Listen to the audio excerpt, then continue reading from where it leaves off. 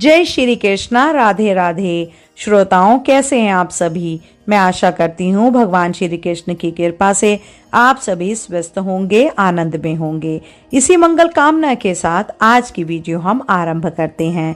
श्रोताओं, आज हम सुनेंगे माघ मास महात्म्य के 26वें अध्याय की कथा।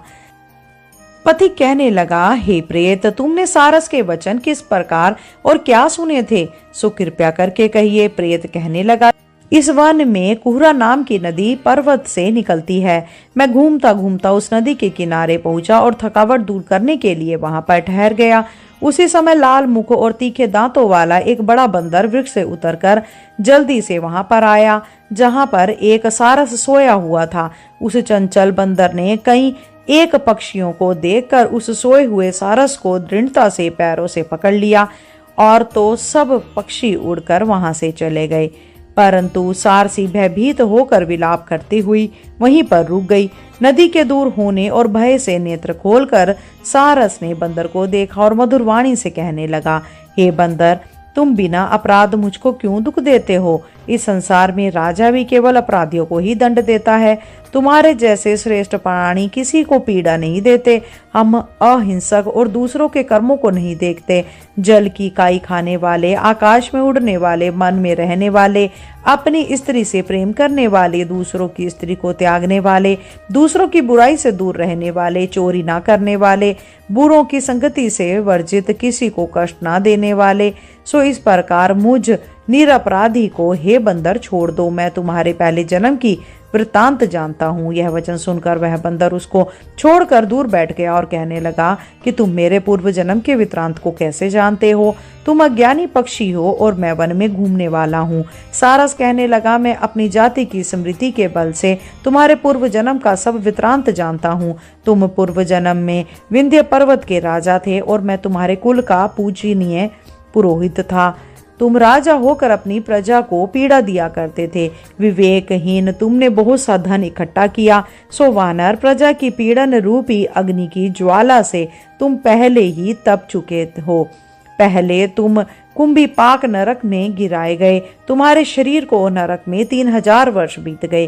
फिर नरक से निकलकर बचे हुए पापों के कारण इस बंदर की योनि में आए और मुझको मारना चाहते हो। पूर्व जन्म में तुमने ब्राह्मण के बाग से लूटकर बलपूर्वक फल खाए थे। उसका यह भयंकर फल हुआ कि तुम वानर और वनवासी हुए। प्राणी अवश्यमेव अपने किए हुए कर्मों को भोगता है, इसको देवता भी नहीं हटा सकते। इस प्रकार मैं सारस का जन्म लेकर भी अज्ञान से मोहित नहीं हुआ। इतनी कथा कहकर वानर कहने लगा कि यदि ठीक ही जानते हो तो बताओ तुम पक्षी कैसे हुए। सारस कहने लगा कि मेरी दुर्गति का कारण भी सुनो। तुमने नर्मदा नदी के किनारे पर सूर्य ग्रहण के समय बहुत से ब्राह्मणों के निमित्त 100 ढेर अन्न के दान किए थे। मैंने पुरोहिताई के मद से थोड़ा सा ब्राह्मणों को दिया और बाकी सब मैं आप हर ले गया।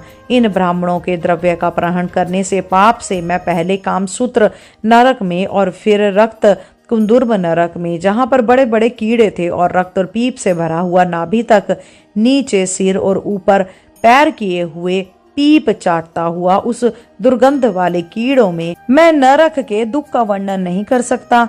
फिर नरक की यातना से मुक्त होकर यह सारस का जन्म पाया, क्योंकि पूर्व जन्म में अपनी बहन के घर से कांसे का बर्तन चुराया था।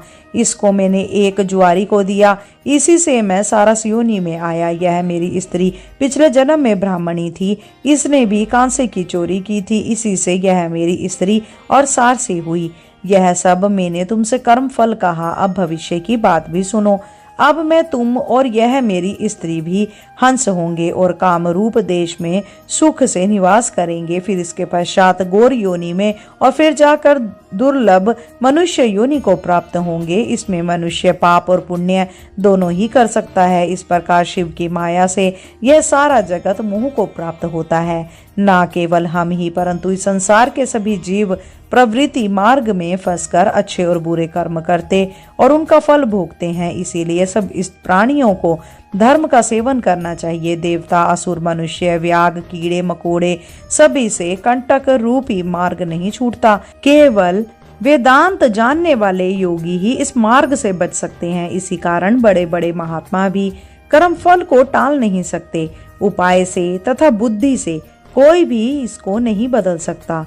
तुम पहले राजा थे, फिर नरक में गए, अब बंदर की योनि में वन में फिरते हो और फिर भी ऐसा ही जन्म पाओगे। ऐसा विचार कर आनंद पूर्वक और धैर्य धरकर विचरते हुए काल की प्रतीक्षा करो। तब वानर ने कहा कि पहले जन्म में मैं तुम्हारी पूजा करता था, अब तुम मुझको प्रणाम करते हो। तुम जाति के स्मरण से मेरे पूर्व जन्म के वृत्तांत को जानते हो। आनंद पूर्वक रहो, तुम्हारा कल्याण हो। तुम्हारे वचनों को सुनकर मैं मोह रहित होकर वन में विचरूंगा। प्रेत कहने लगा कि हे पथिक, मैंने नदी के तट पर बंदर और सारस का यह संवाद सुना, तब मुझको बोध हुआ और मोह तथा शोक का नाश हुआ। बोलिए श्री विष्णु भगवान की जय। श्रोताओं, माघ मास की कथा यहीं समाप्त होती है। इसके आगे की कथा का वृतांत हम आपको अगली वीडियो में अवश्य सुनाएंगे।